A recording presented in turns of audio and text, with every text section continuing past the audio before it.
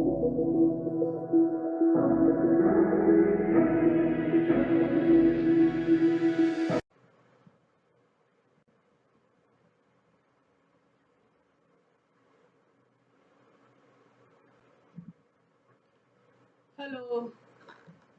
क्या हाल चाल है? उम्मीद है अच्छे होंगे। पढ़ाई हो रही है। चलिए आज हम एक फिर आपके लिए टॉपिक लाए हैं, आइसोमेरिज्म। ठीक है।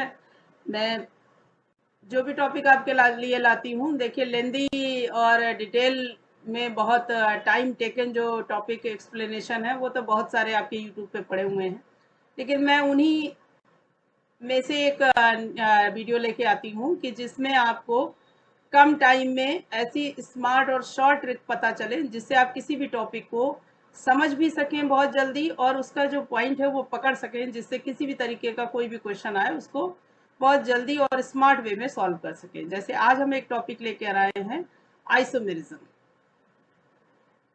आइसोमेरिज्म कोई नया वर्ड नहीं है, आप लोगों ने अच्छे से पढ़ा है इसको।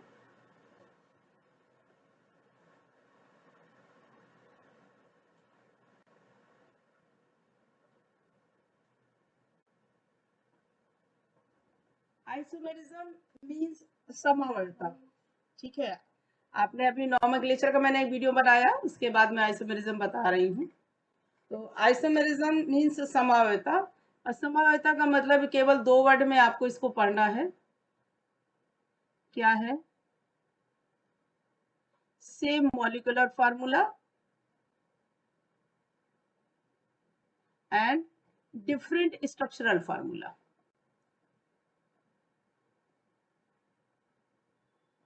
Structural formula. ठीक है।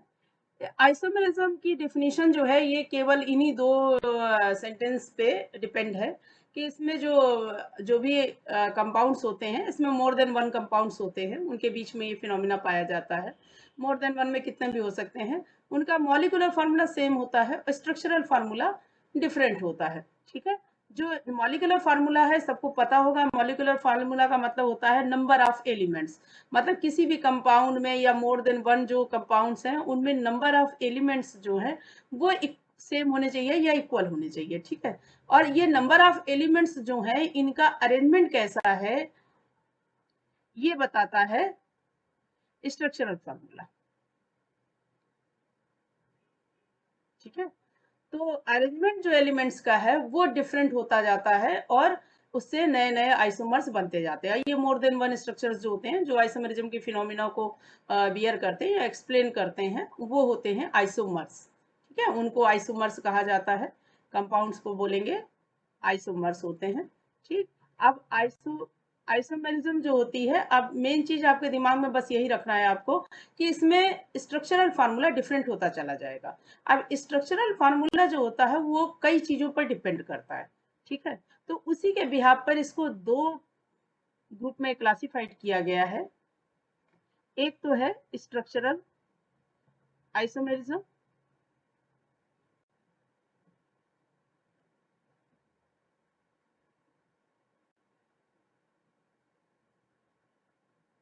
और दूसरा है स्टीरियो। ठीक।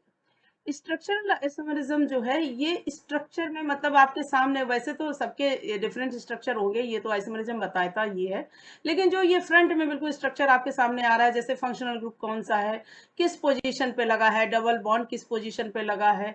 ठीक है। हाइड्रोजन किसी में है, किसी में कीटोन फॉर्म है, किसी में अल्कोहल फॉर्म है, किसी में आपके ग्रुप्स जो होंगे वो डिफरेंट आ जाते हैं। इस तरह के डिफरेंट जो फ्रंट में जो आपको दिखाई देता है स्ट्रक्चर में, इस तरीके की वजह से अगर मॉलिक्यूलर फार्मूला सेम है बट उसका प्रेजेंटेशन अलग अलग आ रहा है तो वो स्ट्रक्चरल आइसोमेरिज्म में आएगा। और ये डिपेंड करता है केमिकल प्रॉपर्टीज, ये रिप्रेजेंट करेगा केमिकल प्रॉपर्टीज को। तो जो स्ट्रक्चरल फार्मूला है उसमें डिफरेंट केमिकल प्रॉपर्टीज हो जाती हैं। स्टीरियो आइसोमेरिज्म जो होता है ये एक तरीके से ये माना जाता है कि इसमें आपको फ्रंट में स्ट्रक्चर तो नहीं दिखेगा, जैसे डबल बॉन्ड या फंक्शनल ग्रुप, इनसे इसका कोई लेना देना नहीं। इसमें फिजिकल फिनोमिनाज आते हैं। फिजिकल फिनोमिनाज में की वजह से जो डिफरेंशिएट होते हैं फिजिकल फिनोमिना की वजह से जितना भी डिफरेंशिएशन आएगा स्ट्रक्चर्स में वो होगा स्टीरियो आइसोमरिज्म। ठीक है,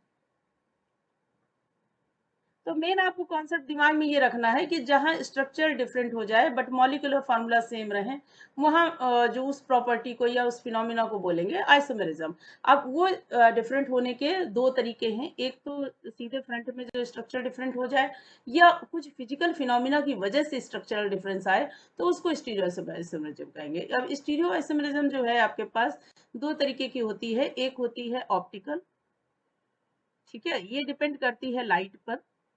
अब इसमें और भी कई चीजें हैं लेकिन स्पेशली इसमें हम लाइट को लेके चल रहे हैं। ऑप्टिक का मतलब होता है लाइट या दृष्टि से रिलेटेड होता है, आंखों से या लाइट से। तो लाइट की वजह से ही इसमें आइसोमेरिज्म पाई जाएगी। दूसरी होती है ज्योमेट्रिकल।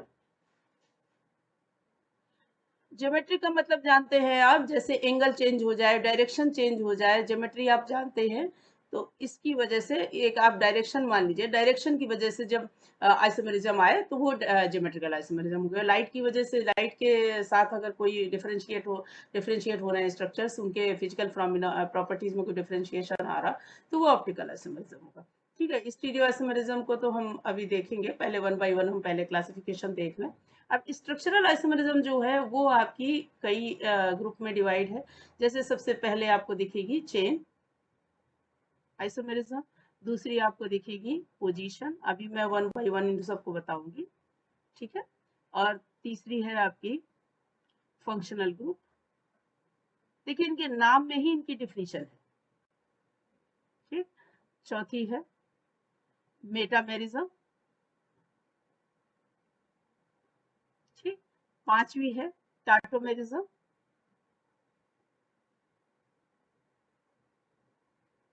इसको कीटोइनॉल आइसोमेरिज्म भी आप कहते हैं, जो कॉमनली कहा जाता है, बट अब थोड़ा सा मॉडिफाई हो चुकी है। तो कई ग्रुप्स में ये डिफरेंशिएशन होता है, इसलिए इसको खाली कीटोइनॉल आइसोमेरिज्म नहीं कहा जा सकता है, लेकिन फिर भी हम इसको लिख सकते हैं कीटोइनॉल के,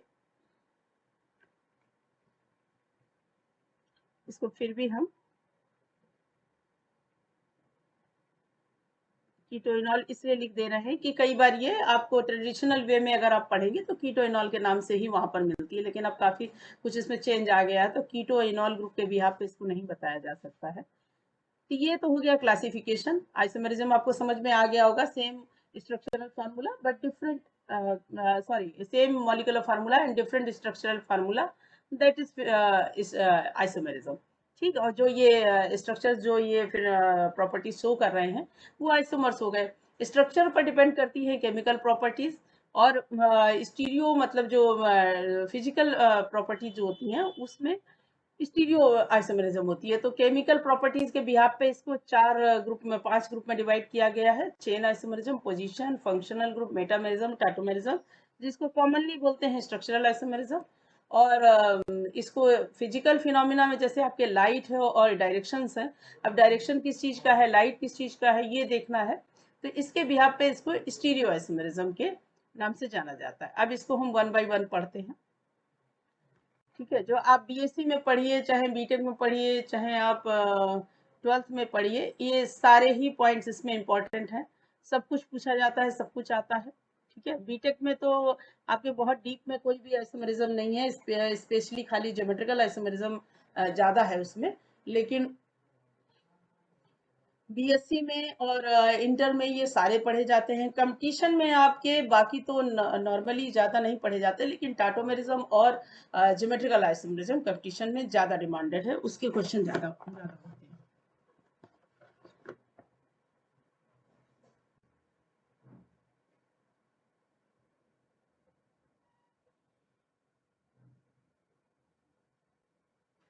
तो मैं इनको वन बाय वन बताती हूँ। देखिए इसमें जो ज्यादा ब्रीफ में है वो है भी आपकी टाटोमेरिज्म और ज्योमेट्रिकल आइसोमेरिज्म ज्यादा ब्रीफ में स्टडी की जाती है। उसमें काफी एग्जांपल्स भी हैं, और काफी मतलब जो ट्विस्टिंग कह सकते हैं आप कि कई मोड़ आते हैं ना, कई तरीके से उसको समझा जाता है, तो वही ज्यादा है। बाकी इसमें किसी में खास नहीं है। अब जैसे चेन आइसोमेरिज्म आपकी वन बाय वन मैं बताती चल रही हूँ। चेन आइसोमेरिज्म है, तो इसमें आपके कौन कौन है, एक है आपका नॉर्मल चेन,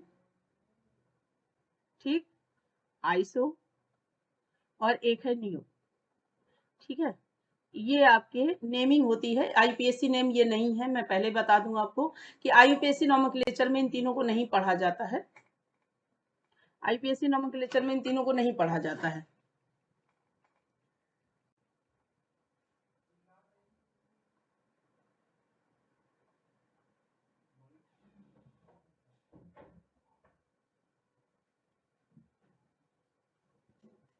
ये सिंपल नोमेनक्लेचर में इनका नाम आता है। नॉर्मल चेन जो होती है वो सीधी चेन होगी, मतलब कार्बन से कार्बन अटैच है, ये देखिए आपका। ठीक, अब ये सीधी जो लीनियर चेन जा रही है तो ये नॉर्मल चेन हो गई। ठीक है, अब इसमें आप कोई भी कार्बन आप उठा के देख लीजिए, हर एक में मिनिमम 2 हाइड्रोजन आपको दिखेंगे। ठीक है, इसमें 3 होंगे। ठीक है, इसमें भी 2 होंगे आपके हाइड्रोजन, इसमें भी 3 हाइड्रोजन। आइसो में क्या कंडीशन होगी? आइसो में आपका ये कार्बन की कंडीशन होगी, 1 हाइड्रोजन होगा,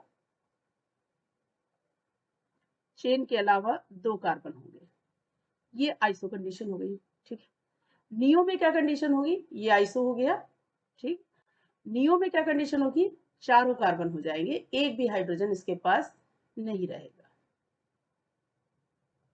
ठीक, अब देखिए कोई भी आप मॉलिक्यूलर फार्मूला उठा लीजिए, मान लीजिए अगर नियो भी हमको दिखाना है तो मिनिमम हमारे पास 5 कार्बन वाला होना चाहिए।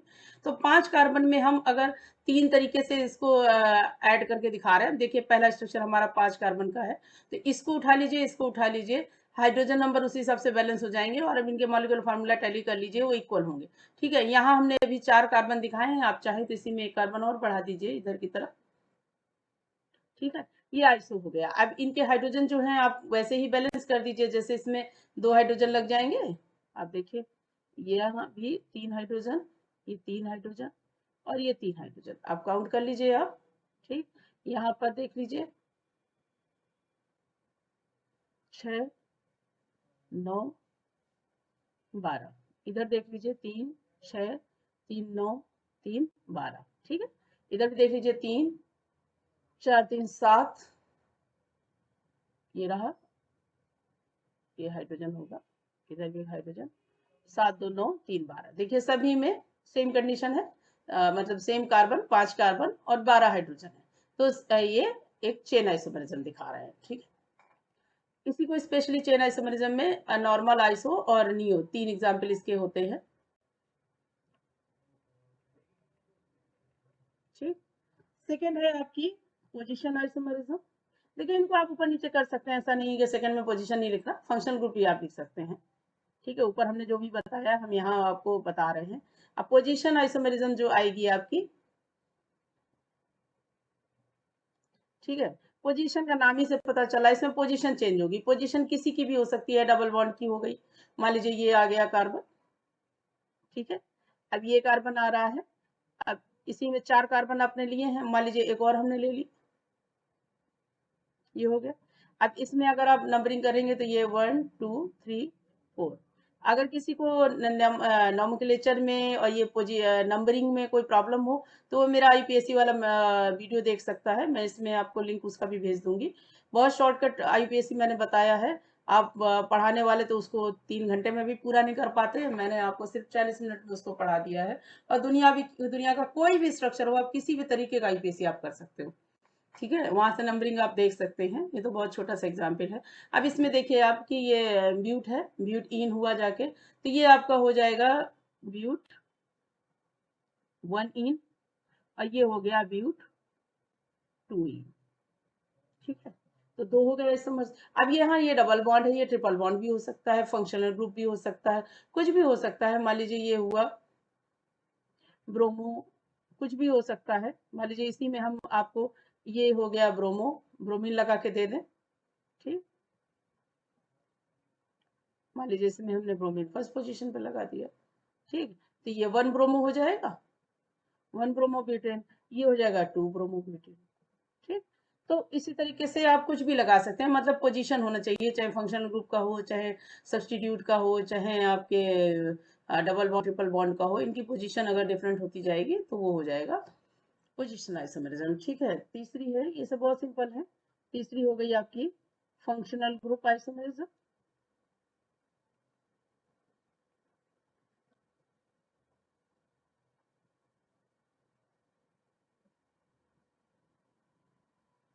Functional group isomerism.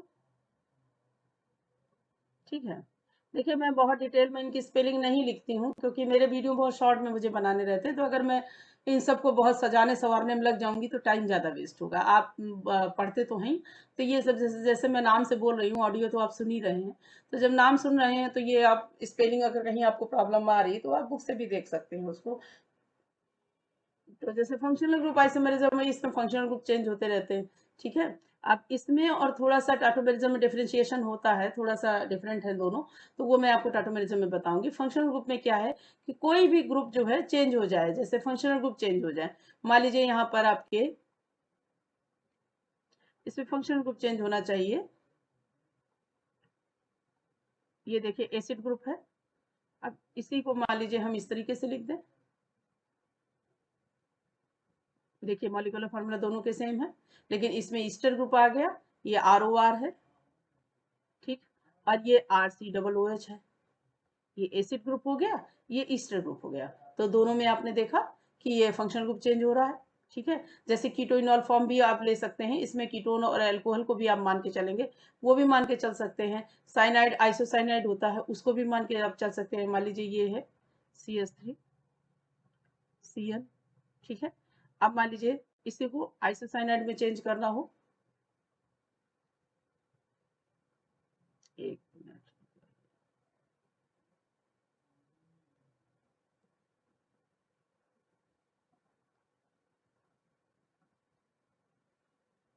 इस तरीके से भी आप ले सकते हैं। ठीक है, एक मिनट, इसको थोड़ा सा चेंज करना रहेगा आपको। ये होगा जैसे, ये देखिए CH3NC होगा, मतलब CH3 जो है कार्बन से हट के नाइट्रोजन की तरफ अटैच हो रही है जाके, तो इस तरीके से ये आइसोसाइनाइड है। सॉरी, ये हाँ, ये साइनाइड है, वो आइसोसाइनाइड है, ये साइनाइड हो गया, ये आइसोसाइनाइड हो गया। ठीक है, तो इस तरह के और भी कई ग्रुप हैं जो फंक्शनल ग्रुप आपस में अगर चेंज होते हैं, मॉलिक्यूलर फार्मूला सेम रहता है, बस यही होता है कि अच्छा ये फंक्शनल ग्रुप चेंज होते रहते हैं, तो उसको कहेंगे फंक्शनल ग्रुप आइसोमेरिज्म।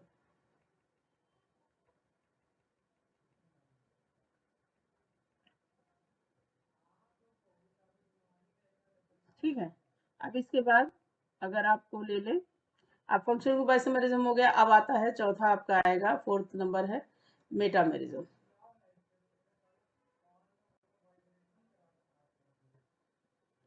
मेटामेरिज्म, ठीक है, मेटामेरिज्म में क्या है, मेटा का मतलब होता है मीडियम, मतलब आप इसको इससे ध्यान रखिए कि इसमें चेन ब्रेक होगी। पहली बात तो ये ध्यान रखिए कि इसमें चेन ब्रेक होगी, सबसे मेन चीज आपको ये ध्यान रखना है कि कार्बन चेन कहीं ना कहीं ब्रेक हो रही होगी। अब कार्बन चेन जो आपकी ब्रेक हो सकती है वो ऑक्सीजन से हो सकती है, नाइट्रोजन से हो सकती है, सल्फर से हो सकती है, लेकिन स्पेशली इसमें जो कंसल्ट किया जाता है, ईथर ग्रुप को ज्यादा कंसल्ट करते हैं।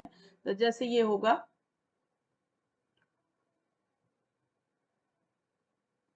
ठीक है, अब मान लीजिए इसमें एक और ग्रुप हम एक और ऐड कर दें,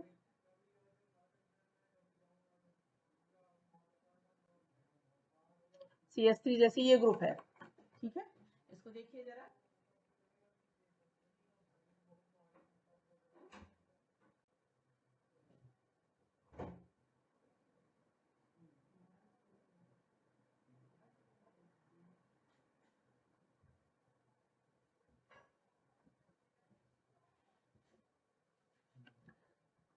अब जैसे एक ये ग्रुप है, आप देखिए इसमें हम देख रहे हैं कि दोनों तरफ एथिल ग्रुप लगा हुआ है। अब इसी में हम, इसलिए मैंने आपको शुरुआत में ही बोला कि आइसोमेरिज्म एक तरीके से रीअरेंजमेंट भी आप इसको कह सकते हैं कि इधर का उधर जोड़ना तोड़ना है बस। ये देखिए, ठीक, और इसमें जो लगता क्या है, ऑक्सी लग जाता है, और इसमें होता ये है, जैसे IPSC में आपने इसको पढ़ा होगा, ऑक्सी ग्रुप लगता है। अब जैसे ये है एथॉक्सी एथेन है, इसका नाम देखिए क्या है, एथॉक्सी एथेन। ठीक, ये है मेथॉक्सी एथेन, और आप देखेंगे तो मॉलिक्यूलर फार्मूला दोनों के इक्वल है। ठीक, तो ये हो गया मेटामेरिज्म। मेटामेरिज्म इस तरह का आएगा, कहीं भी नाइट्रोजन भी हो सकता है, ऑक्सीजन भी हो सकता है। जनरली इसमें ऑक्सीजन को ही ज़्यादा दिखाते हैं, ईथर ग्रुप ही इसमें ज़्यादा डोमिनेंट रहता है, लेकिन इसमें होने को ऑक्सीजन, नाइट्रोजन, सल्फर तीनों हो सकते हैं। चेन ब्रेक होना जरूरी है, चेन ब्रेक होती है, और जो ये हेट्रो एटम आप एक तरीके से मान लीजिए कि कार्बन के अलावा अगर कोई भी एलिमेंट आ रहा है, नाइट्रोजन, सल्फर या कोई और एलिमेंट, और उसकी वजह से ये जो डिफरेंट कार्बन ग्रुप कह सकते हैं या कार्बन चेन जो अलग अलग अटैच हैं, इनके रीअरेंजमेंट अगर कहीं हो रहे हो, उसकी वजह से स्ट्रक्चरल फार्मूला डिफरेंट हो रहा है, तो वो मेटामेरिज्म के अंदर आ जाएगा। ठीक है।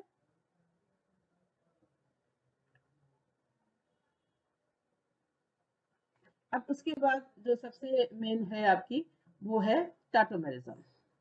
ये 5th नंबर होगा। टाटोमेरिज्म जो है, ये बाकी सब जैसे जो आपने आइसोमेरिज्म पढ़ी है, वो सब बहुत लिमिटेड है, मतलब उनका सीधा सीधा कॉन्सेप्ट है, आप वो क्लियर कर लीजिए तो सब कुछ सही है। इसमें क्या है, इसमें कॉम्प्लिकेशंस हैं, क्योंकि ये कई जगह पे चेंज होता है। तो इसके लिए मैंने जो इसमें वॉच किया है, उसके हिसाब से मैं सिर्फ आपको 3 पॉइंट बता दूंगी। आप जहां भी जाइए टाटोमेरिज्म को उठा लीजिए, कहीं कोई समस्या आपको नहीं आएगी। पहली बात तो इसमें जो डायनेमिक हाइड्रोजन होता है, हाँ, डायनेमिक हाइड्रोजन होना चाहिए। ठीक है। हाइड्रोजन जो है, डायनेमिक का मतलब मूव करता रहता है। ठीक है, हाइड्रोजन डायनेमिक होता है। हाइड्रोजन डायनेमिक विथ कह सकते हैं, विथ पाई इलेक्ट्रॉन्स। ठीक है। तो पाई इलेक्ट्रॉन के साथ ये डायनेमिक होता है, मतलब एक जगह से हाइड्रोजन मूव करेगा दूसरी जगह से। जैसे अब मान लीजिए इसके साथ हाइड्रोजन है, ठीक है, और इसके साथ डबल बॉन्ड है, तो ये जो डबल बॉन्ड है ये इधर मूव करेगा, और ये जो हाइड्रोजन है वो इधर मूव करेगा। बस यही कॉन्सेप्ट है इसका। ठीक है। अब ये कॉन्सेप्ट तो इसका इतना ही है, लेकिन कंडीशंस इसकी डिफरेंट है। कंडीशंस इसमें क्या डिफरेंट है कि इसमें कार्बन के अलावा ऑक्सीजन और नाइट्रोजन को भी यूज किया जाता है। अब इसमें जैसे इन्होंने एक जैसे ये बनाया, तो ये जो है इसके पास एक हाइड्रोजन होना चाहिए। ठीक है, पहला एलिमेंट जो हमारा ये 1st नंबर है, इसमें हाइड्रोजन मस्ट है, हाइड्रोजन मस्ट। ठीक है। इसकी जगह पर कुछ भी हो सकता है, और ऑक्सीजन और नाइट्रोजन। ठीक है, बस ये ध्यान रखना है। ठीक है। अब देखिए 1 2 3 हमने इसको मान लिया, तो 3 जो कार्बन है उसकी जगह पर ऑक्सीजन भी हो सकता है, नाइट्रोजन भी हो सकता है, कार्बन भी हो सकता है। 2nd और 3rd कार्बन के बीच में डबल बॉन्ड होना चाहिए। 1st कार्बन के पास हाइड्रोजन होना चाहिए। ठीक है, आप उधर से भी 1st 2nd 3rd मान सकते हैं, तो फिर ये चीजें चेंज हो जाएंगी कि 1st और 2nd के बीच में डबल बॉन्ड होना चाहिए, और 3rd कार्बन जो है आपका उसके पास हाइड्रोजन होना चाहिए। बस ये आप कॉन्सेप्ट क्लियर रखिए। कंडीशंस क्या क्या है, कंडीशंस क्या क्या है, कंजुगेशन मस्ट है। कंजुगेशन का मतलब आप समझते हैं, कंजुगेशन का मतलब हो गया single, then double, then single, then double, ये होता है कंजुगेशन। ये मस्ट है टाटोमेरिज्म के लिए। ठीक है। दूसरा क्या है, इन साइक्लिक कंपाउंड, या हाँ साइक्लिक कंपाउंड ही आप इसको बोलिए। साइक्लिक कंपाउंड में 3 तरीके के कंपाउंड होते हैं आपके पास।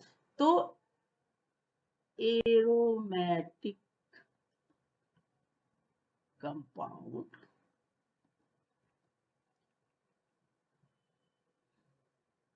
shows tautomerism only। केवल एरोमेटिक कंपाउंड जो होते हैं वही टाटोमेरिज्म शो करते हैं। ठीक है।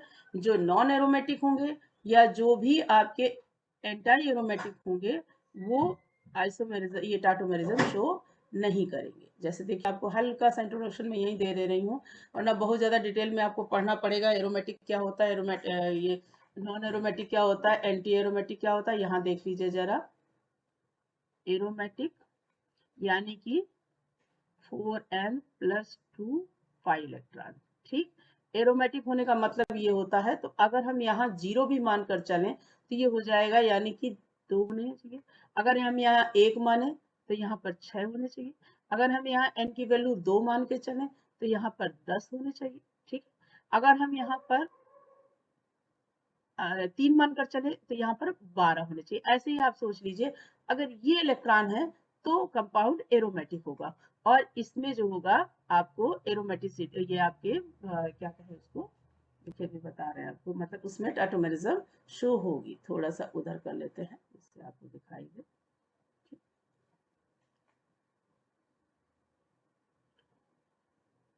ये हम इधर छोटा छोटा लिख दे रहे हैं, शोज टाटोमेरिज्म। ठीक, अब आप देखिए जरा, ये आपका आ जाएगा नॉन एरोमेटिक। ठीक, नॉन एरोमेटिक में काफी कुछ आपको पाई इलेक्ट्रॉन वैसे ही मिलेंगे, बट इसमें नो कॉन्जुगेशन। तो जिसमें कॉन्जुगेशन नहीं होता है, मैंने पहले ही आपको बताया कि कॉन्जुगेशन मस्ट है इसके लिए। तो जिसमें कॉन्जुगेशन नहीं होगा, रेयरली शोज, बहुत कम और बहुत लेस अमाउंट में टाटोमेरिज्म शो करता है, वेरी लेस परसेंटेज। ठीक, तीसरी चीज जो है आपकी एंटी एरोमेटिक। बहुत शॉर्ट में मैं आपको बता रही हूँ, क्योंकि एरोमेटिसिटी और ये सब आप पढ़ेंगे तो इसको अपने आप में खुद एक वीडियो बनाना पड़ जाएगा मुझे। लेकिन मैं यहाँ बिल्कुल सीधा सीधा बिल्कुल शॉर्टकट बता दे रही हूँ कि कोई भी कंपाउंड आप देखें और देख के आपको पता चल जाए कि एरोमेटिक है कि नॉन एरोमेटिक है कि एंटी एरोमेटिक। एंटी एरोमेटिक में जो क्या होता है, इसको 4n इलेक्ट्रॉन होंगे इसमें। तो 4n पाई इलेक्ट्रॉन का मतलब ये है, 4n पाई इलेक्ट्रॉन का मतलब ये है कि यहाँ पर अगर ये 0 है तो 0 हो जाएगा, अगर ये n की वैल्यू 1 है तो ये 4 हो जाएगा, अगर n की वैल्यू 2 है तो 8 हो जाएगा। इसी तरीके से आप जोड़ लीजिए। तो इसमें जो है नो टाटोमेरिज्म, इस तरीके के कंपाउंड में बिल्कुल भी टाटोमेरिज्म नहीं होगा। ठीक, अब देखिए ये आपको मैंने कॉन्सेप्ट भी बता दिया और कंडीशंस भी बता दी। ठीक, कॉन्सेप्ट मैंने आपको बताया कि आपको फार्मूला कौन सा लेना है, 1 2 3 एलिमेंट का ले लिया है, जिसमें फर्स्ट और सेकंड एलिमेंट अगर हम इधर से लेकर चल रहे हैं तो first second element must be carbon, but third element में हमारे पास चॉइस है, कार्बन, ऑक्सीजन, नाइट्रोजन, सल्फर भी हो सकता है, कुछ भी हो सकता है। ठीक है, फर्स्ट कार्बन जो है उसके पास हाइड्रोजन होना कंपलसरी है, और सेकंड और थर्ड के बीच में डबल बॉन्ड होना कंपलसरी है। ये तो हो गया कॉन्सेप्ट हमारा, जिसमें हाइड्रोजन एक तरफ से मूव करेगा। और इसमें आपको दिखाई दे रहा होगा, थोड़ा सा और नीचे कर लें इसको,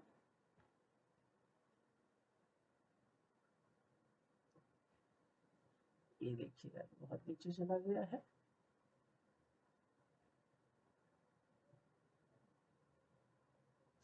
देखिए आप दिखाई दे रहा है कि देखिए पहले कार्बन के पास हाइड्रोजन होना जरूरी है, सेकंड थर्ड के बीच में डबल बॉन्ड होना, तो ये डबल बॉन्ड जो है ये इधर मूव करेगा, हाइड्रोजन जो है उधर मूव करेगा। ये कॉन्सेप्ट है। कंडीशंस आपको बता दी, कंडीशन में क्या क्या है। सबसे पहली कंडीशन ये है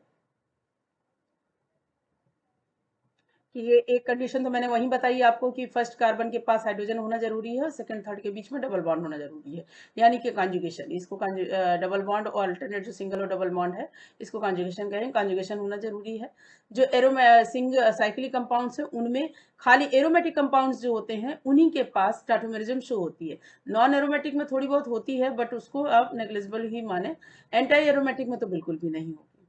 ठीक, अब कुछ मैं एग्जाम्पल आपको बता दे रही हूँ, बहुत ज़्यादा मैं नहीं बताऊंगी क्योंकि मेरा वीडियो वैसे भी बहुत शॉर्ट में बनाती हूँ, जिससे बच्चे को बहुत पेन ना लेना पड़े। जैसे कुछ एग्जाम्पल बता दे रहे हैं, अब इसमें कीटोइनॉल स्पेशली ज़्यादा आगे आता है, कीटोइनॉल में है। अब देखिए यही फंक्शनल ग्रुप से, मैंने अभी आप कहा था आपसे कि फंक्शनल ग्रुप से इसमें क्या डिफरेंशिएशन है। तो फंक्शनल ग्रुप से थोड़ा सा डिफरेंट ये है कि फंक्शनल ग्रुप में आप किसी भी एटम को आप रीअरेंज कर सकते हैं, यहाँ से वहां ले जा सकते हैं, लेकिन इसमें दो चीजें मस्ट हैं, डबल बॉन्ड यानी कि पाई इलेक्ट्रॉन्स और हाइड्रोजन, बस इन्हीं को आप मूव करा सकते हैं। ये नहीं कि आप कार्बन को भी मूव करा लें, नाइट्रोजन को भी करा लें, ऑक्सीजन को भी करा लें, वो आपके टाटोमेरिज्म के अंदर नहीं आएगा। ठीक है, अब मान लीजिए कीटोइनॉल तो आपको बहुत पॉपुलर ये है, इसमें तो कोई दिक्कत है ही नहीं। ये वो हो गया। ठीक, ये मान लीजिए ये CH3 हो गया, इधर भी हमारा CH3 हो गया। किसी भी कार्बन को हम लेके जा सकते हैं, मान लीजिए हमने 1 2 3 बनाया था, 1 2 3 हो गया। ठीक, इसका एक हाइड्रोजन हम इधर लेके जाएंगे, ये डबल बॉन्ड इधर लेके आ जाएंगे। ठीक है, तो ये हो गया कीटोन हमारा, और इसी को हम अल्कोहल के फॉर्म में चेंज कर लें तो ये अनसैचुरेटेड अल्कोहल हमारा बन गया। ये देखिए। ठीक, हम चाहते तो ये जो है ये हाइड्रोजन इधर भी ले जा सकते थे, दोनों तरफ हमारी कंडीशन वही थी, तो कोई दिक्कत नहीं है। ये इनॉल हो गया और ये कीटो हो गया, ये बिल्कुल सिंपल फॉर्म है। ठीक, इसी में आपके साइनाइड आइसोसाइनाइड भी बन जाएंगे।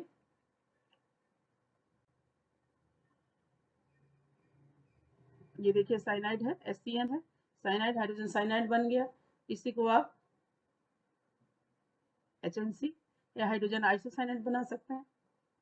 ठीक है, इसमें वो आपके वो फार्मूला काम नहीं किया है, ये एक तरीके से डायट करके सिस्टम आता है। तो ये डायट वाला एग्जाम्पल जो है इसमें आपके 1 2 3 कार्बन वाला फार्मूला इसमें काम नहीं कर रहा है, तो उसको नहीं लगाना है यहाँ पर। ये मैंने एग्जाम्पल इसलिए बता दिया कि कहीं आपको देखने को इस तरह का मिल जाता है तो आप कहेंगे कि ये किसके कीटोइनॉल में आएगा कि नहीं, टाटोमेरिज्म में आएगा कि नहीं आएगा। ये दोनों में आपके आ सकता है, टाटोमेरिज्म में भी आएगा, फंक्शन ग्रुप में भी आएगा, ये सेम उसमें जाएगा। ठीक है, तो इसीलिए डायट करके इसको अलग से लिख दिया है मैंने। अब इसमें आप बाकी एग्जाम्पल आप ले सकते हैं, जैसे मैंने अभी आपको बताया था नाइट्रोजन वाला भी ले सकते हैं। मान लीजिए ये लिया आपने CH3C, ये रहा, एक मिनट,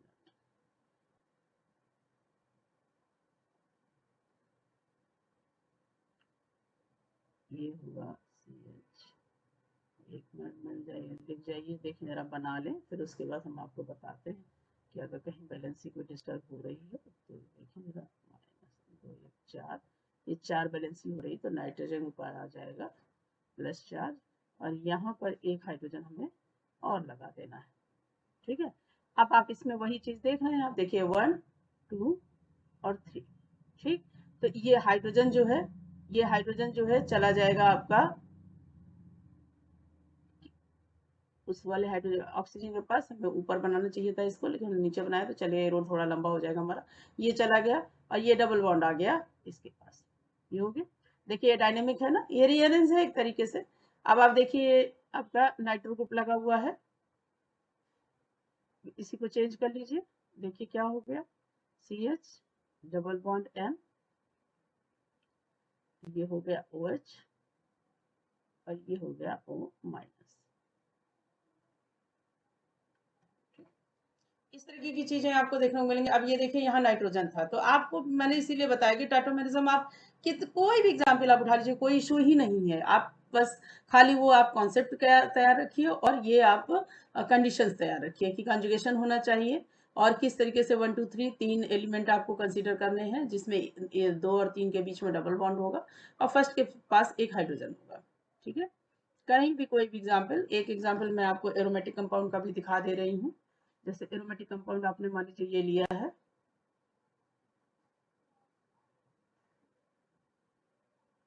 इस कार्बन से ही अटैच है,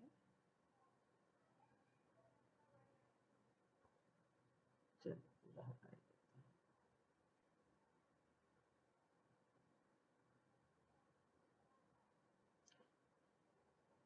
सारे साइक्लिक कंपाउंड एरोमेटिक नहीं होते हैं। ठीक है, अब ये जैसे कंपाउंड है, इसमें अभी देखिए स्ट्रक्चर हमारा 1 2 3 वाला तो बन जाए, ये बना। ठीक, अब इस कार्बन के पास आप देख रहे हैं कोई हाइड्रोजन नहीं है, बट इस कार्बन के पास 2 हाइड्रोजन होने चाहिए क्योंकि 2 ही बॉन्ड इसके बने हुए हैं। यहाँ ये कंडीशन हो गई। ठीक, यहाँ देख लीजिए इसके पास भी 2 हाइड्रोजन, तो हम दोनों में से कोई भी कार्बन ले सकते हैं। मान लीजिए हमने इसको लिया 1 2 3, देखिए सेकंड और थर्ड के बीच में डबल बॉन्ड है, फर्स्ट कार्बन के पास हमारे हाइड्रोजन है, तो हम वही करेंगे, इसको उधर ले जाएंगे, ऑक्सीजन के पास हाइड्रोजन जाएगा और डबल बॉन्ड इधर आ जाएगा। तो हमारा स्ट्रक्चर देखिए क्या बन रहा है, ये देखिए क्या बना, ये OH हो गया और ये आ गया यहाँ पे हमारे डबल बॉन्ड। ठीक, अब ये हम देखने में तो हमको लग रहा है कि ये ऑटोमेटिज्म हमने करवा दिया, बट प्रैक्टिकली हमारे कंडीशंस को ये फॉलो नहीं कर रहा है। क्योंकि आप पाई इलेक्ट्रॉन का देखेंगे तो इसमें कितना पाई इलेक्ट्रॉन है, 2 पाई इलेक्ट्रॉन है। 2 पाई इलेक्ट्रॉन है तो ये एरोमेटिक नहीं होगा, एरोमेटिक नहीं होगा, ये नहीं होगा एरोमेटिक, नॉट एरोमेटिक। ठीक, 2 पाई इलेक्ट्रॉन है तो ये एरोमेटिक नहीं होगा, तो इसलिए ये इसमें टाटोमेरिज्म नहीं पाई जाएगी, नो टाटोमेरिज्म। ठीक है, यही कंफ्यूजन होता है। ये वैसे इंटर और इसमें तो इतना ज़्यादा ये क्वेश्चन नहीं आते हैं, लेकिन थोड़ा बहुत कंपटीशन में या बीएससी में आ सकते हैं। तो इसको थोड़ा सा दिमाग में रखिए, बाकी है कुछ नहीं। पहले आप कॉन्जुगेशन को देखिए और उसके बाद आप देखिए उसमें कि ये एरोमेटिक है कि नहीं है। दोनों कंडीशंस को अगर वो क्वालिफाई कर रहा है, फार्मूला आपका 1 2 3 वाला फॉलो कर रहा है और दोनों कंडीशंस को फॉलो कर रहा है, तो वो कंपाउंड अपने आप टैटोमेरिज्म दिखाएगा। लेकिन अगर ये तीनों में से कोई भी कंडीशन को फॉलो नहीं करा, कोई भी एक भी कंडीशन कि अगर उसमें कंजुगेशन नहीं है तो भी वो टैटोमेरिज्म नहीं दिखाएगा।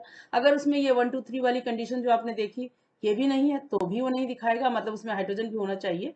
और अगर ये एरोमेटिक नहीं है तो भी वो टैटोमेरिज्म नहीं दिखाएगा। मेन तीन कंडीशंस हैं, इनको अगर आप फॉलो कर रहे हैं तो टैटोमेरिज्म बहुत आसानी से आप बता सकते हैं, कहीं भी कुछ भी आप समझा सकते हैं। किसी भी कंपाउंड का टैटोमेरिज्म आप दिखा दीजिए, जिसमें आपके यहाँ हम ऑक्सीजन दिखा रहे हैं या नाइट्रोजन भी हो सकता है, यहाँ पर आपके कार्बन की जगह पर यहाँ भी ऑक्सीजन हो सकता है। कोई भी कंपाउंड चेंज कर दे आपको उससे मतलब नहीं, आपका कोई भी एलिमेंट चेंज कर दें उससे कोई दिक्कत नहीं है। आप केवल 1 2 3 का ध्यान रखिए। फर्स्ट पोजीशन को हम लेके ऐसे चल रहे हैं कि यहाँ पर तो कार्बन मस्ट है और उसके साथ हाइड्रोजन भी मस्ट है। सेकेंड और थर्ड के बीच में आप एलिमेंट चेंज कर सकते हैं, बट उसमें डबल बॉन्ड होना जरूरी है। बस इतना ही है टैटोमेरिज्म, और कोई प्रॉब्लम नहीं है। चाहे कैसा भी क्वेश्चन आपके पास आ जाए, बस इन्हीं को लेके आप लगा देंगे तो टैटोमेरिज्म बहुत आसानी से आप बता सकते हैं। फिर भी आपके पास कहीं कोई समस्या हो तो बिल्कुल आप मुझे बिल्कुल बताएं। कोई भी क्वेश्चन हो आपके पास तो आप तुरंत मैसेज करें, मैं उसका आंसर जरूर दूंगी आपको। ठीक है,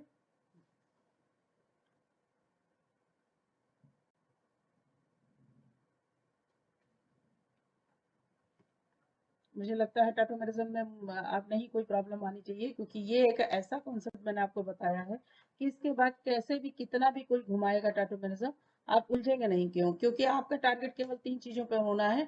पहला कंजुगेशन, दूसरा 1 2 3 वाला फार्मूला, तीसरा उसमें एरोमेटिक कंपाउंड, अगर वो साइक्लिक कंपाउंड है। अगर वो साइक्लिक नहीं है तो एरोमेटिसिटी आपको देखने की जरूरत ही नहीं है। अगर वो एरोमेटिक कंपाउंड है तब आपको खाली देखना है उसमें, अदरवाइज देखने की कोई जरूरत नहीं है फिर आपको। जैसे देखिए कि ये कंपाउंड है आपके पास,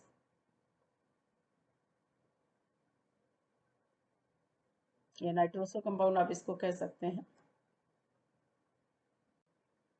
ठीक है, आप देखिए फिर वही है आपका 1 2 3। ठीक, तो हाइड्रोजन चला जाएगा इसके पास और डबल बॉन्ड आ जाएगा इसके पास।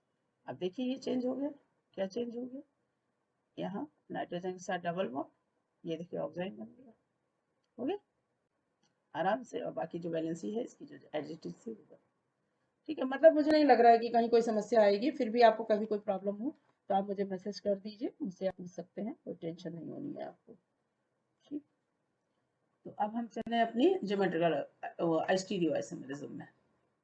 इतना शॉर्टकट टाटोमेरिज्म कोई आपको नहीं बताएगा कि खाली 3 लाइन में मैंने टाटोमेरिज्म खत्म कर दिया। किसी भी एग्जाम्पल पे आप लगाइए, मुझे तो आज तक कोई एग्जाम्पल ऐसा नहीं मिला है जो इन तीनों कॉन्सेप्ट को फॉलो ना कर रहा हो। लेकिन फिर भी आपको कहीं कुछ मिले तो आप जरूर बताइए। बैटरी डिस्चार्ज हो गई हमारी, अब 1 मिनट का हमको टाइम दीजिए, हम बैटरी जरा लगा लें।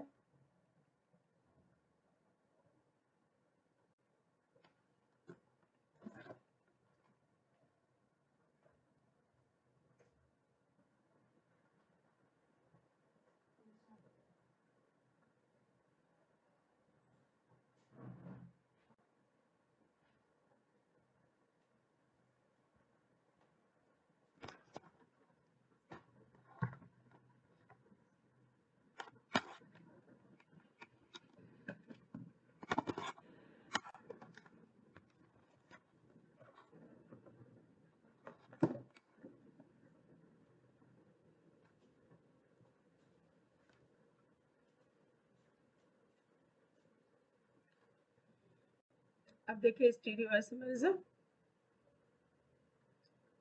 अब देखिए आपका स्टीरियो आइसोमेरिज्म बताते हैं। स्ट्रक्चरल आइसोमेरिज्म आपका हो गया। ज्यादा ही उड़ गए हैं, बताइए क्या करें। किसी किसी को उड़ने का भी टेंशन बहुत ज्यादा रहता है। बताइए, इतनी रात हो रही है, हमको नींद आ रही है, मैं सोच रही हूँ स्ट्रक्चर बना दूं मैं पूरा, लेकिन उड़े ही जा रहे हैं। चलिए भाई, सही शराफत से नाम लिख दें पूरा हम, अच्छे तरीके से, अच्छे बच्चे की तरह, काटा नहीं इस बार। ठीक, ये स्टीरियो आइसोमेरिज्म। अब स्टीरियो आइसोमेरिज्म में दो तरीके की आइसोमेरिज्म है आपके पास, ऑप्टिकल और ज्योमेट्रिकल। तो पहले हम ऑप्टिकल देख लें। देखिए मैं बहुत शॉर्ट में आपको बताती हूँ, लेकिन इतना सटीक आंसर होता है कि उसका कोई काट नहीं होता है। आपको वही चीज मैं चाहूँ तो मैं 1 घंटे में आपको बताऊं, ऑप्टिकल आइसोमेरिज्म बताने के लिए मुझे 1 घंटा कम पड़ जाएगा, लेकिन मैं इतनी जल्दी, अभी देखिए मैं पूरी समरी आपको बताऊंगी, और अगर आपने 4 पॉइंट क्लियर कर लिए तो आप पूरा ऑप्टिकल आइसोमेरिज्म कर लेंगे। वैसे ही जैसे टाटोमेरिज्म मैंने बताया, ऐसे ही आपको ज्योमेट्रिकल आइसोमेरिज्म बताऊंगी, और ये सारे टॉपिक अपने आप में 1-1 घंटे 2-2 घंटे के वीडियो जो है डिजर्व करते हैं।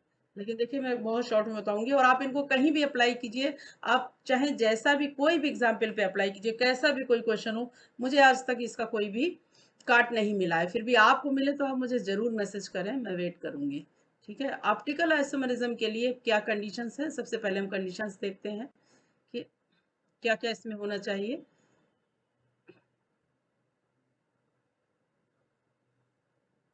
Chiral carbon atom. ठीक, अब चिरल कार्बन एटम देखिए मैं बताऊं तो 1 घंटा लग जाए, नहीं तो मैं 2 मिनट में बता, 1 सेकंड में बता रही, ये आप समझ लीजिए। मतलब 4 इसकी वैलेंसीज जो हैं वो डिफरेंट ग्रुप्स या एलिमेंट से अटैच होनी चाहिए।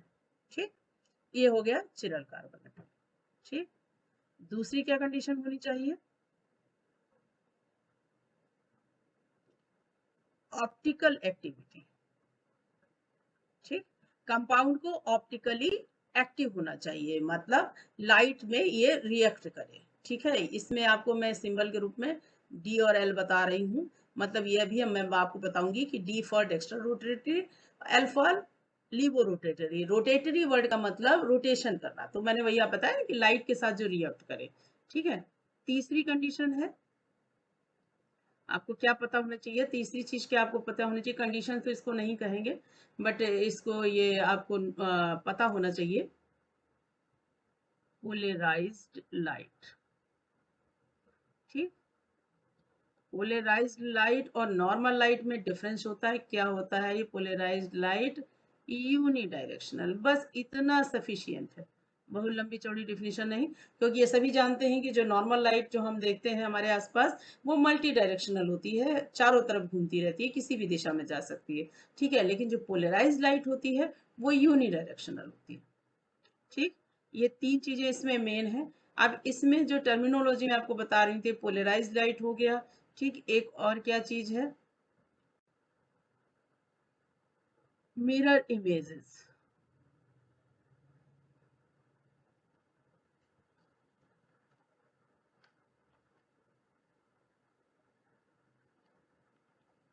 मतलब वो मिरर इमेजेस होने चाहिए एक दूसरे के, जितने भी आइसोमर बनेंगे वो एक दूसरे की मिरर इमेजेस होने चाहिए।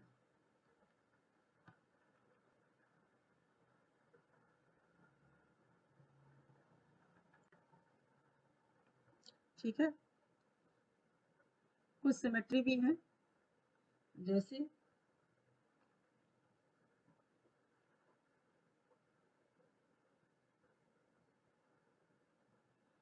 इसमें प्लेन ऑफ सिमेट्री भी होनी चाहिए।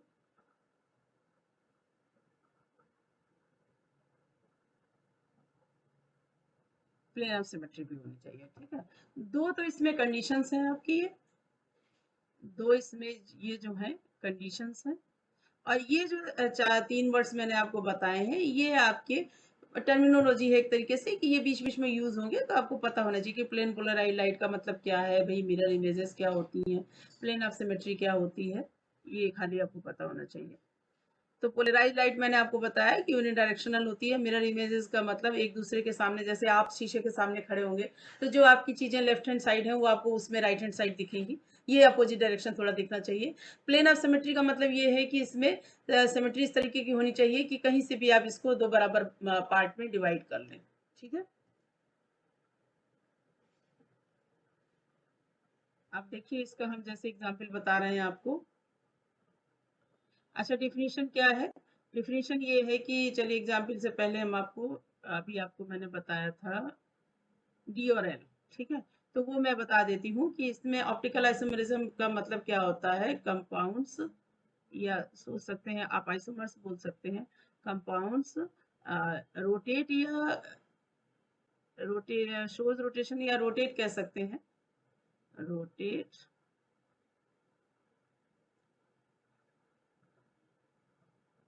पीपी लाइट इसको कहा जाता है, plane polarized light in dextro clockwise कह सकते हैं, तो इसको टी फॉर्म कहेंगे क्लॉकवाइज। ठीक है, तो ये हो जाएगा डी, डी फॉर्म इसको कहेंगे या डी आइसोमर कहेंगे। ठीक, compound rotate PP light in anti clockwise, ये कहलाएगा एल आइसोमर। ठीक, एग्जाम्पल इसमें स्पेशली आपके लैक्टिक एसिड और इसका आता है टार्टारिक एसिड का, यही ज्यादा यूज होते हैं। ये देखिए, ये कंपाउंड है लैक्टिक एसिड, ये देखिए इसमें चिरलिटी है, आपको दिख रहा है। ठीक, इसका मिरर इमेज बना देते हैं, ये मिरर है।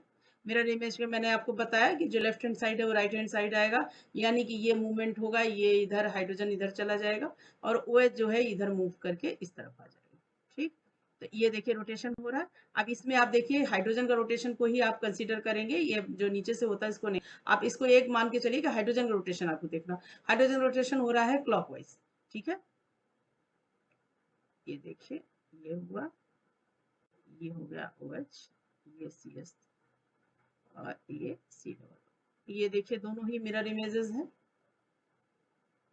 ठीक, इसमें एक डी फॉर्म है और एक एल फॉर्म है, इसमें हाइड्रोजन का मूवमेंट किधर होगा, एंटी क्लॉकवाइज। ठीक, तो ये हो गया एल आइसोमर। ठीक, और ये हो गया डी आइसोमर। ठीक है, और इन दोनों का जो मिक्सचर होता है, जिसको प्रैक्टिकली ड्रॉ करना पॉसिबल है, जिसको यहाँ ड्रॉ करना पॉसिबल नहीं होता है, उसको कहते हैं रेसमिक मिक्सचर।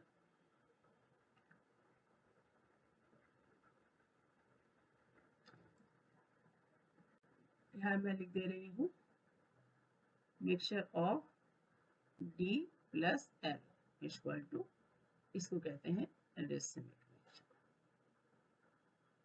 रेसिमिक मिक्सचर कह सकते हैं या रेसिमिक मिक्सचर कह सकते हैं, या कह सकते हैं आप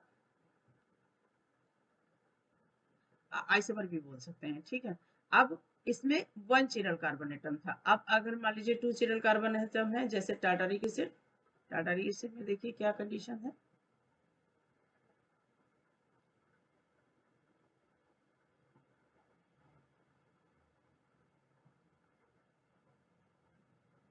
ये स्ट्रक्चर है टार्टारिक एसिड का। ठीक, ये टार्टारिक एसिड है, नाम मैं यहाँ लिख दे रही हूँ। वैसे मैं बोलती भी रहती हूँ, अगर कहीं मैं लिख नहीं रही हूँ तो आप जब नोट्स बनाइए तो उसको लिख लिया करिए। ये टार्टारिक एसिड है। अब इसमें देखिए आप क्या होगा, ये इधर जाएगा, यानी कि आप देख रहे हैं ये क्लॉकवाइज जा रहा है, तो ये डी टार्टारिक एसिड हमारा है। ठीक है, इसको आप इधर से इधर घुमाएंगे, बट ये भी आपका, अगर आप सीधा करके इसको देखेंगे तो ये भी क्लॉकवाइज ही रोटेशन में दिखाई देगा। तो ये दोनों हो जाएंगे मिरर इमेजेस। अभी देखिए कैसे मिरर इमेजेस बना रहे हैं,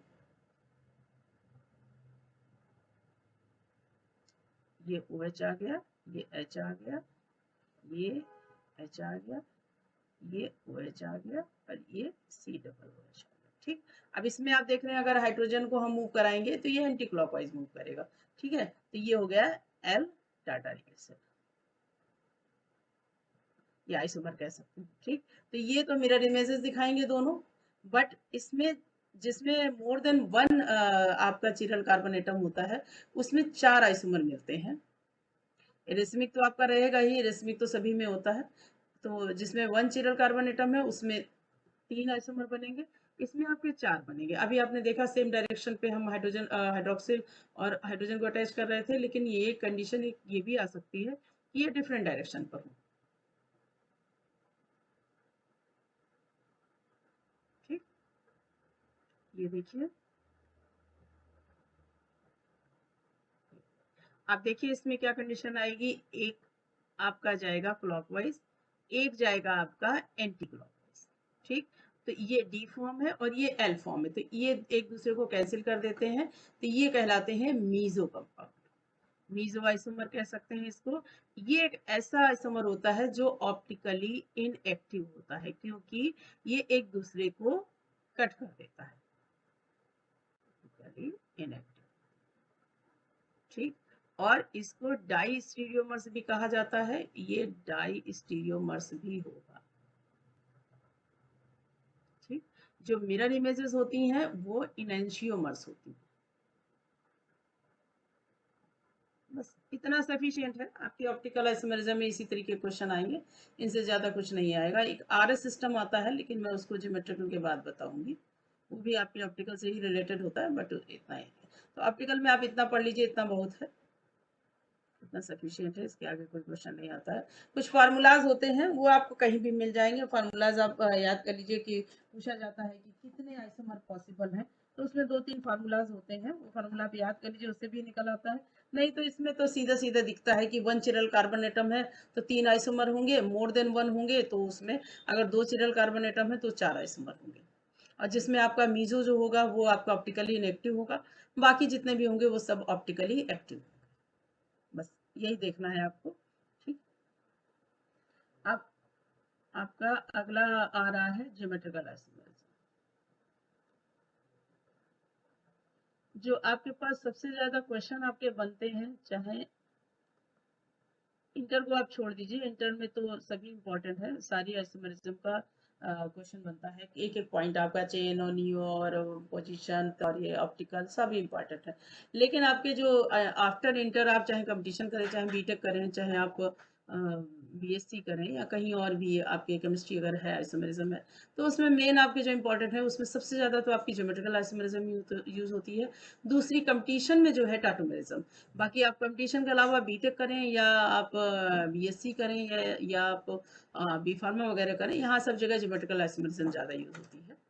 तो ज्योमेट्रिकल आइसोमेरिज्म के लिए आपको क्या क्या पढ़ना है, पहला तो देखिए क्या क्या चीज़ें पढ़नी है। सिस माने सेम, सबसे पहले मैं टर्मिनोलॉजी बताती हूँ। ये आपने देखा होगा, मेरा अधिकतर यही आंसर रहता है। सेम साइड, सिस फॉर्म मतलब same side, trans means different side. मैंने स्टार्टिंग में ही आपको बताया कि ज्योमेट्रिकल आइसोमेरिज्म होती है वो स्पेशली डायरेक्शन को बताती है। तो अगर सेम साइड कोई चीज है तो वो सिस को दिखाएगी, डिफरेंट साइड होगी तो ट्रांस को दिखाएगी। इसमें आपके यहाँ सिस और ट्रांस के नाम से ही आइसोमर बनते हैं। आप देख रहे हैं हर एक में अलग अलग नाम आ रहे हैं।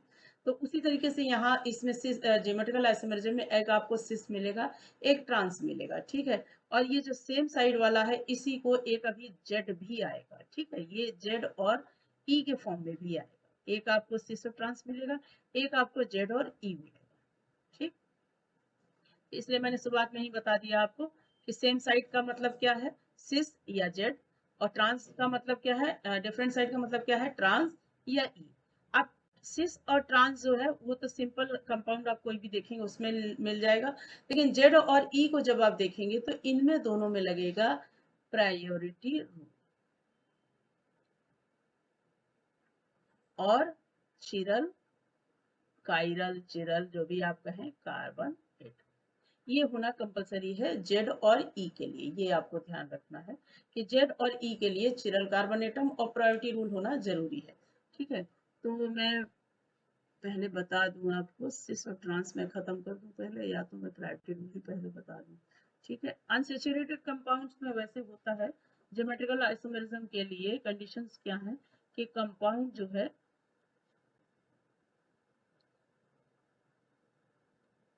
वैसे ई और जेड में इतना जरूरी नहीं है, लेकिन सिस और ट्रांस के लिए क्या होता है, सिस और ट्रांस के लिए स्पेशली ये जरूरी है। देखिए मैं एरो लगा दे रही हूँ, शुड बी अनसैचुरेटेड, मतलब डबल बॉन्ड होना चाहिए, तभी इसमें माना जाता है। ठीक है, अब क्या कंडीशन है, मैं पहले सिस और ट्रांस खत्म कर दूं क्योंकि इजेड में थोड़ा टाइम लगेगा। देखिए ये क्या कंडीशन है, ये ए और बी को मैंने मान लिया है सब्स्टिट्यूट, बी, ये सेम साइड है, ये हो गया सिस। ठीक, इन्हीं को अगर हम डिफरेंट साइड कर दें, और डिफरेंट साइड के बाद थोड़ा सा ध्यान इस बात का भी रखना है कि इनको डायगोनली डिफरेंट होना है, मतलब सेम कार्बन में अगर आप डिफरेंट साइड दे देंगे तो उसको नहीं माना जाएगा। ठीक है,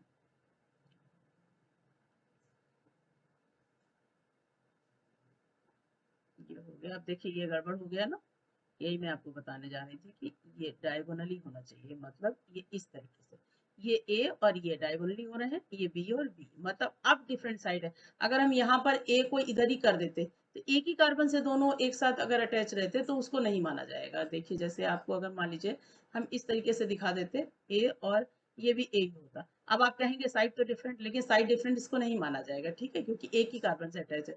साइड डिफरेंट होनी चाहिए, बट उसमें भी आप देखिए कि दोनों कार्बन से अलग अलग होना चाहिए। तो ये हो गया ट्रांस। इसमें आपके बहुत से एग्जाम्पल मिल जाएंगे, जैसे फ्यूमेरिक एसिड और मैलिक एसिड का एग्जाम्पल मिलता है आपका। ये देखिए फ्यूमेरिक एसिड और मैलिक एसिड है, ये हो गया, ये हाइड्रोजन है, ये हो गया, ये हो गया, ठीक है। और इसी में आपके ये आ जाएंगे,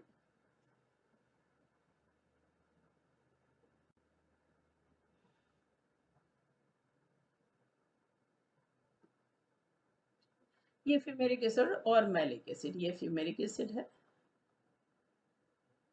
और ये मैलिक एसिड।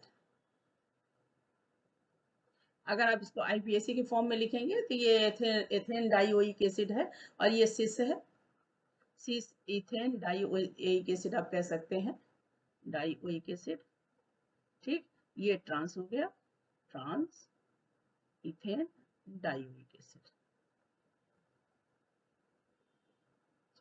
ये ज्योमेट्रिकल आइसोमेरिज्म में सिस और ट्रांस की कहानी हो गई। अब अगर आपको इजेड पढ़ना है तो इजेड के लिए आपको एक तो पहले चिरलिटी आनी चाहिए, दूसरा आपको प्रायोरिटी रूल आना चाहिए। प्रायोरिटी रूल बहुत जरूरी है पढ़ना, क्योंकि अब तो ये इजेड और आरएस सिस्टम दो चीजें और होती हैं, उनके लिए भी जरूरी होता है। तो पहले तो हम प्रायोरिटी रूल बता दें, क्योंकि चिरल को तो हमने पहले ही बता दिया। प्रायोरिटी रूल में क्या है, इन चिरल या कायरल कार्बन सब्स्टिट्यूट ग्रुप कह सकते हैं या एलिमेंट कह सकते हैं, have higher atomic number acquire, word भी यूज कर सकते हैं,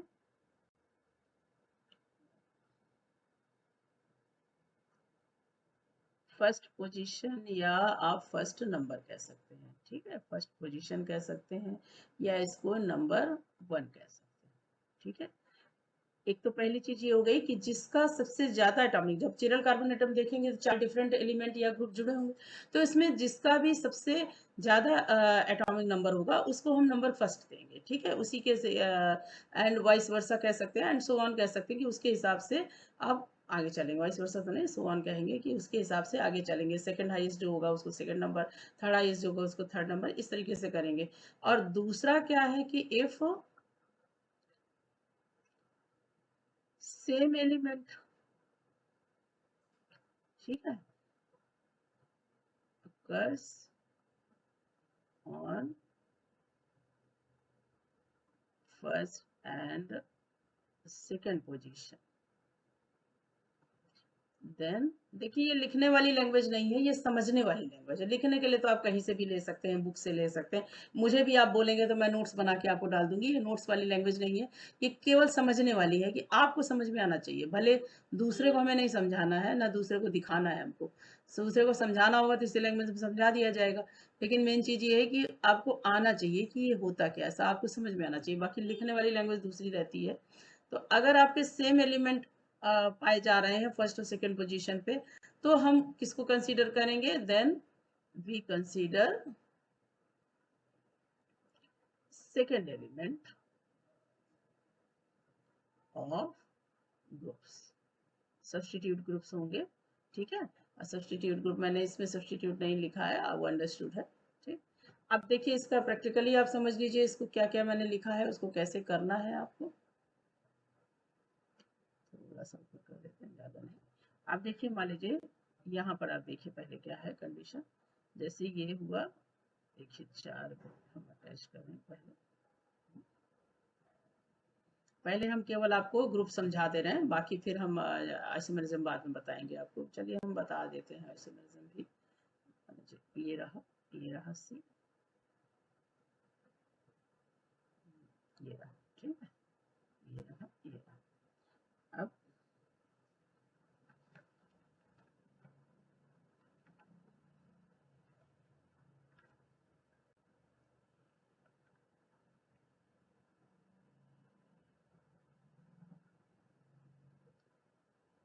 देख लीजिए, मान लीजिए यहाँ Cl लगा है, यहाँ Br लगा है, ठीक। अब यहाँ हाइड्रोजन लगा दिया, यहाँ OH लगा दिया, ठीक। अब ये फर्स्ट कंडीशन जो इसमें बताई उसको देखते हैं हम। Br का हाईएस्ट एटॉमिक नंबर, तो ये फर्स्ट हो गया, क्लोरीन सेकंड नंबर पे, थर्ड हो गया, इसमें ऑक्सीजन को पहले कंसीडर करेंगे, ये थर्ड नंबर हो गया, और ये हो गया फोर्थ नंबर, ठीक है। ये कंडीशन हमारी आ रही, ठीक। अब अगर मान लीजिए हमारे पास इस तरह कंडीशन आ जाए,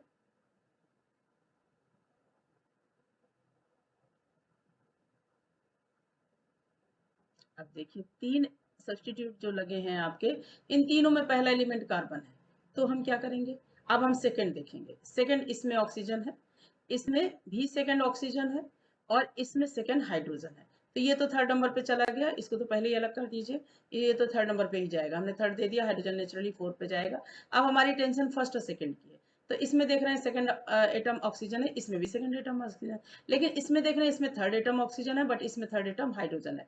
नेचुरली ऑक्सीजन का एटॉमिक नंबर ज्यादा होता है, तो हमारा फर्स्ट नंबर ये आ जाएगा, सेकंड नंबर ये चला जाएगा। ये आपका सेकंड पॉइंट जो ये बता रहा है कि अगर सेम एलिमेंट है फर्स्ट और सेकंड पोजीशन पे, तो हम उसमें फिर अगले एलिमेंट को या सेकंड या थर्ड एलिमेंट को या उसके आगे जो भी एलिमेंट्स हैं उनको कंसीडर करेंगे, और उसके हिसाब से हम उसकी नंबरिंग करेंगे, ठीक है। अब पहले तो हम नंबरिंग करना सीख लिए हैं प्रायोरिटी रूल से। अब हम ईजेड सिस्टम में देखते हैं कि क्या कंडीशन होगी। पहले तो हमें प्रायोरिटी रूल समझना बहुत जरूरी था, उसके अकॉर्डिंग हम नंबरिंग करते हैं। अब हम देखेंगे ईजेड सिस्टम में क्या है।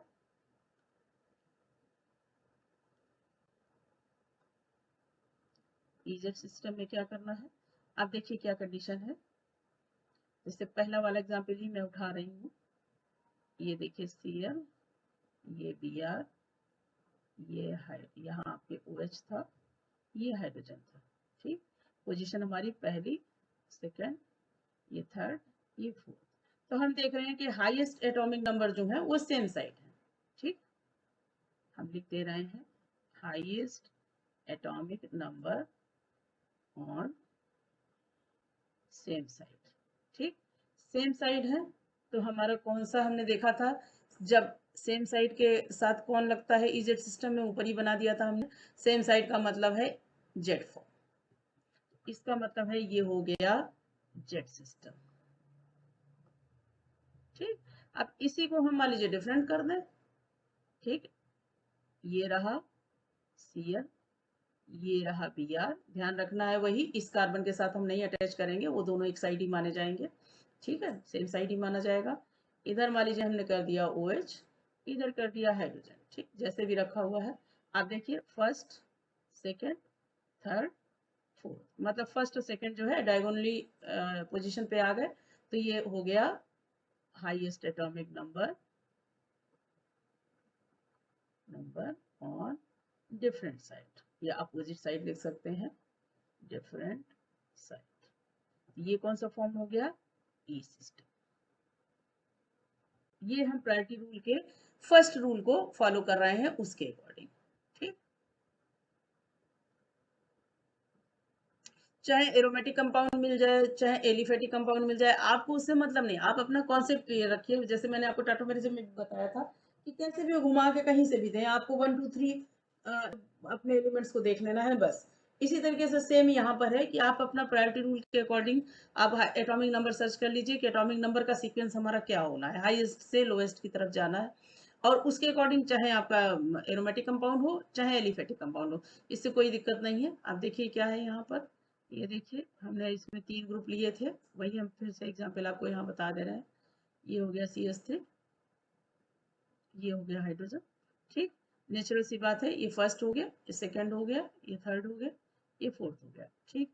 अब इसी को अपोजिट डायरेक्शन में कर लेंगे, C हो गया, ये CHO हो गया, यहाँ COOH हो गया,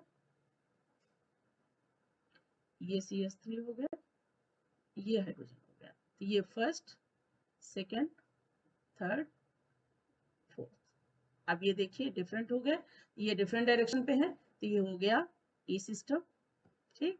ये सेम डायरेक्शन पे हाईएस्ट एटॉमिक नंबर, ये जेड सिस्टम। आई थिंक सब आपको समझ में आ रहा होगा। फिर भी आपके पास कोई भी क्वेश्चन है, कोई भी प्रॉब्लम है, तो आप मुझे दोबारा से बताइए, मैसेज करके बताइए कि मैम इस पॉइंट को थोड़ा और क्लियर कर दीजिए या इसको और डिटेल में बता दीजिए। ठीक है, मैं कोशिश ये करती हूँ कि जब बच्चा रिवीजन करे तो उसको बहुत ज़्यादा टाइम देने की ज़रूरत ना पड़े कि स्वाइप कर करके वीडियो देख रहा है, तो उसमें उसको दिक्कत होती है।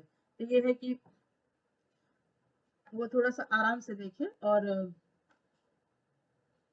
उसको शॉर्टकट में चीजें मिल जाए, जो मेन कॉन्सेप्ट है वो शॉर्टकट मिल जाए तो उसको आराम रहेगी, जिससे उससे ज्यादा टाइम भी ना देना पड़े और चीजें उसको पकड़ में आती रहे। इसलिए मैं कोशिश करती हूँ कि जितना इजी फॉर्म में और शॉर्टकट में मैं उसको बता सकूँ। ठीक है, इन्हीं चीजों को मैं चाहूँ तो मैं 10-20 लाइन में भी बता सकती हूँ, लेकिन मैं कोशिश करती हूँ कि आपको आसानी से बता सकूँ, कि आपको मुझे बताना भी आसान रहे और आपको समझना भी। ठीक है, अब जैसे एक RS सिस्टम होता है, मैं बता रही थी इसलिए बता दे रही हूँ कि अभी कहीं हमको ये ज़्यादा क्वेश्चन इसके नहीं मिलते हैं, लेकिन फिर भी अगर एक आध क्वेश्चन भी आ जाता है, क्योंकि जो है डे बाय डे जो है चीज़ें अपडेट हो रही हैं, तो क्या पता है आज ईजेड सिस्टम है डाला हुआ इन्होंने सिलेबस में, कल को RS सिस्टम भी डाल दें, तो इसी से रिलेटेड है, उसमें कोई खास प्रॉब्लम नहीं है। तो थोड़ा सा ये ऑप्टिकल आइसोमेरिज्म जैसा होता है, तो उसको क्योंकि इसमें रोटेशन को दिखाया जाता है। ठीक है, तो इसमें आपके चिरल कार्बन एटम के 4 ग्रुप आप देख लीजिए, बहुत इजी है। इसमें काफी कुछ प्रायोरिटी रूल को ही फॉलो करता है। देखिए ये जैसे COH ग्रुप, मैंने अभी जो ग्रुप लिए थे वह वही लगा रही हूँ, CHO फिर CH3 फिर हाइड्रोजन। ठीक है, अब इसमें आप देखिए नंबरिंग आपकी प्रायोरिटी रूल के अकॉर्डिंग 1 2 3 4, मतलब अगर इसका रोटेशन हम देखें तो ये किस तरफ जा रहा है, क्लॉकवाइज। अब R का रोटेशन आप देखिए, ये भी जाता है क्लॉकवाइज। ठीक है, तो ये हो गया R सिस्टम। ठीक, अगर इसका अपोजिट यानी कि एंटी क्लॉकवाइज हो जाए तो हो जाएगा एस सिस्टम। जैसे इसी एग्जांपल को हम एक बार देख लें जरा।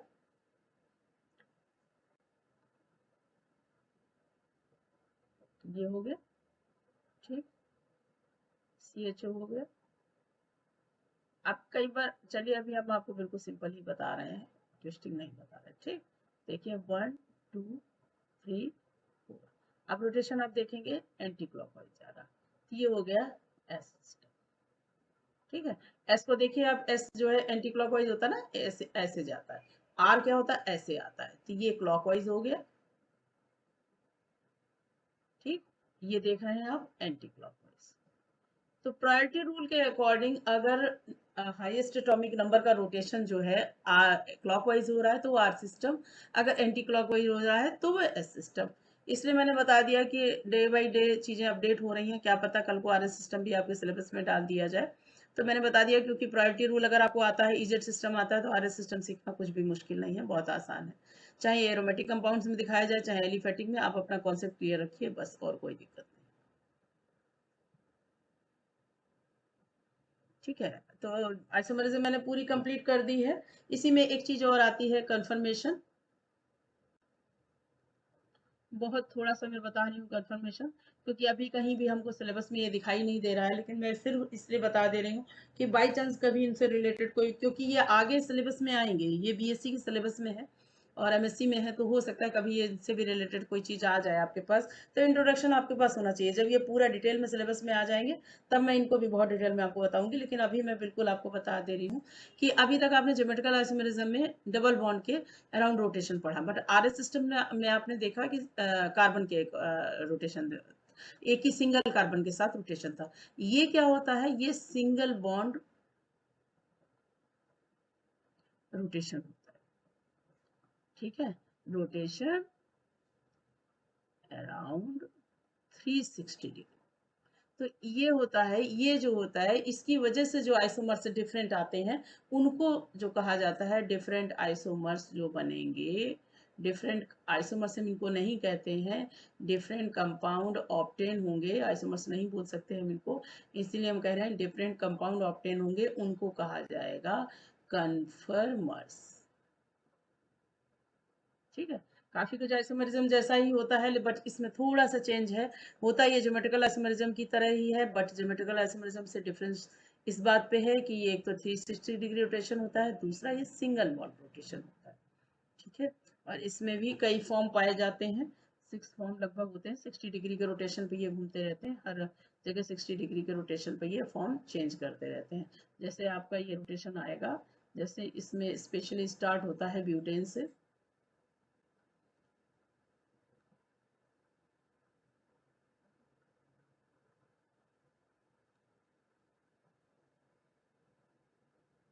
ये होता है, तो इसमें रोटेशन होगा धीरे धीरे। तो ये CH3 कभी यहाँ आएगा, फिर CH3 इधर आएगा, फिर हाइड्रोजन इधर आएगा, ये इस तरीके का रोटेशन होता है। तो नॉर्मल ब्यूटेन से स्टार्ट होता है। मैं इसका केवल नाम आपको बता के छोड़ रही हूँ, ज़्यादा इसके बारे में नहीं बता रही, क्योंकि जितना ज़रूरी है मैंने उतना सारा बता दिया है। तो आइसोमेरिज्म का वीडियो मैं यहीं ख़त्म करती हूँ। और कोई भी प्रॉब्लम हो, मैंने बहुत शॉर्ट में बताने की इसको कोशिश की है, इसलिए कि आपको बहुत ज़्यादा टाइम ना देना पड़े और कुछ कॉन्सेप्ट आप क्लियर कर लें और उसके बाद आइसोमेरिज्म आपकी मुट्ठी में हो। लेकिन फिर भी अगर आपको कहीं कोई कन्फ्यूजन है, कोई प्रॉब्लम है, तो आप मुझे मैसेज कीजिए। कोई नोट्स चाहिए तो बिल्कुल मैसेज कीजिए। अगर आपको नॉमेनक्लेचर नहीं पता है तो आइसोमेरिज्म बिल्कुल समझ में नहीं आएगी। तो अगर आपने आईपीएससी नहीं पढ़ा है तो आईपीएससी पर इससे भी ज़्यादा शॉर्ट तरीके मैंने बताए हैं, वो मेरा वीडियो इसके पहले आपको लिंक में डाल दूंगी मैं, उसको देख लीजिए, फिर उसके बाद आइसोमेरिज्म देखिए। और मुझसे आप कुछ भी पढ़ेंगे, कुछ भी आप मांगेंगे, कोई भी नोट्स हो या कोई भी एक्सप्लेनेशन हो, कोई भी वीडियो आप मुझसे कहेंगे बनाने के लिए, उसका कोई चार्ज नहीं लिया जाता आपसे। इसलिए आप बिल्कुल फ्रेंकली, आप बिल्कुल बिना विदाउट एजुकेशन हेजिटेशन आप मुझे कोई भी मैसेज कीजिए। किसी भी तरीके का कोई भी कंपाउंड, कोई भी टॉपिक केमिस्ट्री का पढ़ना है, आप बिल्कुल मुझे मैसेज कीजिए। ठीक है, थैंक यू।